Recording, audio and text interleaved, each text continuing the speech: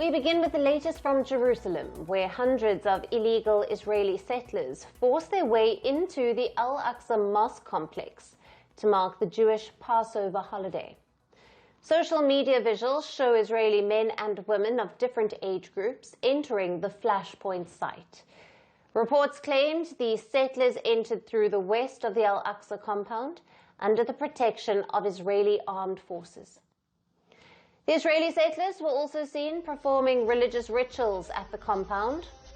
While current regulations permit non-Muslims to visit the site, they are not allowed to perform religious rites there. Jordan, which remains the custodian of the holy site, reacted to the development. In a joint statement with Indonesia, Jordan called it Israel's attempt to alter the status quo, both temporarily and spatially. Now, the status of Jerusalem's Al-Aqsa Mosque and surrounding complex has been a recurring flashpoint for potential violence in the long-standing Israel-Palestine conflict. The site houses the Al-Aqsa Mosque, considered the third holiest site of Islam.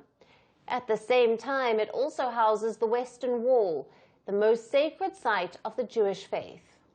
It has witnessed numerous clashes and uprisings, including the First and the Second Intifada. Now, these clashes often involve Israeli police and Palestinian protesters and have resulted in clashes. According to Israel-led status quo established since 1967, a Jordan-controlled Waqf remains day-to-day control of this area, and with only Muslims permitted to pray inside the complex. Israel police control the site's access and are responsible for security. Now, between 1967 and the year 2000, non-Muslims could buy tickets from Jordan-controlled Waqf, and this to visit the site as tourists. But following the Second Palestinian Intifada, which broke out in 2000, in response to the then Israeli Prime Minister Ariel Sharon's visit to the site, the entry of non-Muslims was restricted. In 2003, non-Muslims were restricted to the site for limited hours and specific days. In 2015, a four-way agreement between Israel-Palestine Authority, Jordan, and the U.S. reaffirmed the 1967 status quo. But in the recent years, Israeli far-right leaders, along with their followers, have prayed at the contentious site and continue to apply pressure to change the status quo. Such visits to Al-Aqsa have become more frequent since the war erupted in Gaza in October of 2023. The latest storming of Israeli settlers in Al-Aqsa Mosque has again emerged as a direct challenge to the decades of delicate agreements and mutual understandings reached between the parties involved. With raging war in Gaza and a hostage crisis, is the Israeli far-right pressure pulling the trigger to definitively change the status quo of Al-Aqsa? Now, for more on this, we have with us Dr. Kedira Pettiagoda. He is a former diplomat and author, joining us live from London. Dr. Pettiagoda, welcome to Firstpost Spotlight. Thanks for having me. As Jordan says, is this an attempt to alter the historical and legal status quo of the Al-Aqsa compound?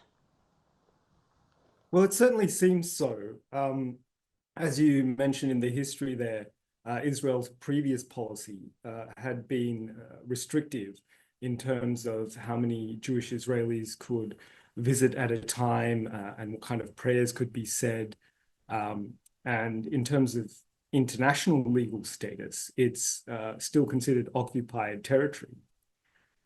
So the settlers storming the Al-Aqsa Mosque is definitely an attempt to change the status quo. And I think you can see where that's coming from, with Netanyahu facing a lot of pressure internally due to his political problems. And so this really is an attempt to placate his right-wing base. In terms of Jordan's condemnation, I think that's quite interesting as well, because Jordan's own population is quite unhappy with its government, I would say, given its soft approach to Israel during this conflict, including even protecting Israel during Iran's missile strike.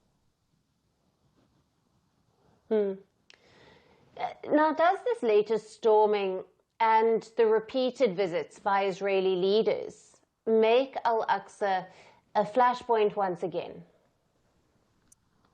Yes, definitely. I mean, it is the third holiest site in Islam. It's one of Judaism's most holiest sites as well, and it's also important to Christians. So I think this likely is Netanyahu's aim, given his political troubles at home. He's facing charges, his war strategy is losing popularity, the Israeli economy is tanking. So this really helps to, if he creates a flashpoint here, which has a very distinct religious dimension, he can reinvigorate that right-wing support and in his interests, maintain his rule a bit longer. Right. And how does the recent incident further add to the tensions already between Israel and Palestine, with ceasefire talks still making no concrete headway? Yeah, so it definitely inflames the tensions further. It has the potential to spread the conflict. And as I said, it foregrounds the religious dimensions. So this really helps Netanyahu in three ways. Firstly, the way I mentioned. And secondly, at a time when Trump is trying to negotiate with Iran and also trying to see a resolution to this Gaza conflict, what this does is it reminds America's evangelical Christians that this is a region of biblical significance. And this is at a time when Trump's own base is increasingly unhappy with the US support for Israel. And so what this does is really foregrounds the religious aspects, and it expands the tensions to inflame the West Bank, not just Gaza.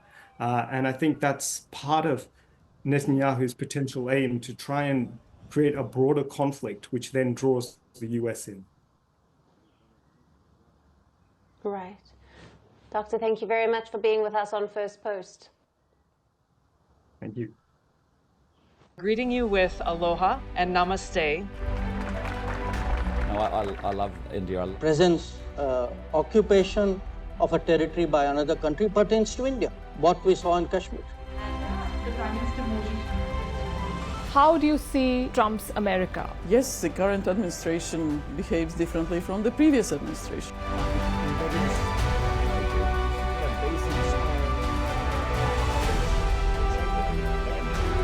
Are you saying that there are foreign powers who are trying to bring down the current government in Syria? Exactly. Bluntly, Iran, maybe Russia too. Prime Minister Modi committed to South-South, cooperation. Not over 50%. Is Ukraine prepared to pay the price for that peace? No compromises at the cost of territorial integrity and sovereignty.